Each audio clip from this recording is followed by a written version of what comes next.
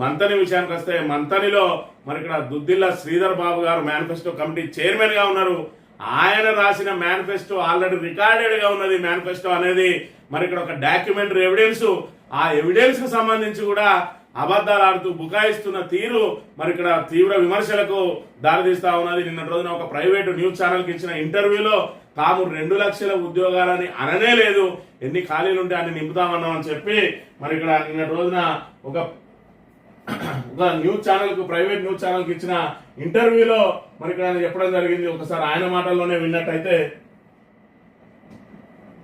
ఇప్పుడు మేము ఉద్యోగ ఖాళీలను భర్తీ చేస్తామన్నా స్పష్టంగా చెప్పేమారు. ఉద్యోగాల ఖాళీలు భర్తీ చేస్తాం.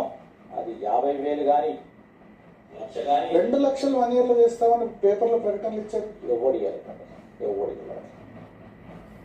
2 లక్షల ఉద్యోగాలు ఇస్తామని పేపర్ ప్రకటనలు ఇచ్చిందని చెప్పి ఒకవైపు ఆయన చెప్తున్నా కూడా ఎవరు ఇయ్యలేదని చెప్పి బుకాయిస్తా ఉన్నాడు. ఇక్కడ చూసుకున్నట్టయితే తొలి ఏడాది 2 లక్షల ఉద్యోగాలని చెప్పి మరి ఇక్కడ పేపర్కి వచ్చింది. దీనికి సంబంధించిన అంశాన్ని పక్కకు పెడితే ఇక్కడ ఆయననే రాసినటువంటి మేనిఫెస్టో ఉన్నది.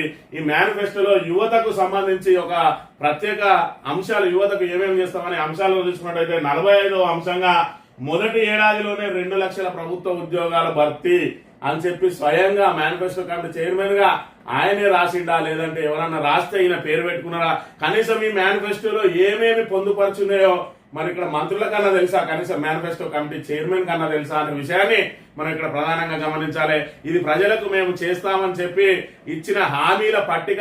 మరి మేనిఫెస్టో అంటే రాజ్యాంగంతో సమానం, ఇక్కడ మరి ఇక్కడ భగవద్గీతతో సమానం, ముస్లింలకు ఖురాన్ తోటి, అదే విధంగా మరి ఇక్కడ ఏదైతే క్రిస్టియన్లకు బైబిల్ తోటి సమానం. మరి ఈ రకమైన మేనిఫెస్టోను ప్రజల్లోకి వదిలి, అంటే దీనికి ఏమి సంబంధం లేదు, ప్రజలను ఏ విధంగా మోసం చేయాలనే ఆలోచనతోటే ఇది పెట్టినరా, ఎవరో రూపొందించిన దానికి ఈయన మేనిఫెస్టో కమిటీ చైర్మన్ అని చెప్పి పేరు పెట్టుకున్నాడా మరి ఇక్కడ గమనించాలి. ఎందుకంటే ఈయన రాసిన అంశాలే ఈయనకు గుర్తులేవా? మరి ఇక్కడ 2 లక్షల ఉద్యోగాలు ఇస్తా అని చెప్పి ఏ మేరకు ఎట్లా హామీ ఇచ్చిండు, ఈ రోజు ఎందుకు బుకాయిస్తా ఉన్నాడు? డాక్యుమెంటరీ ఎవిడెన్స్ ను కూడా ఈ రకంగా బుకాయిస్తా ఉన్నాడు అంటే మరి ఇక్కడ ఇంకా వాళ్ళు ఈ 420 హామీలను మరి అమలు చేస్తారని చెప్పి ఆశించడం పెద్ద అత్యాశ అవుతుంది అనే విషయాన్ని కూడా మనం ఇక్కడ ప్రధానంగా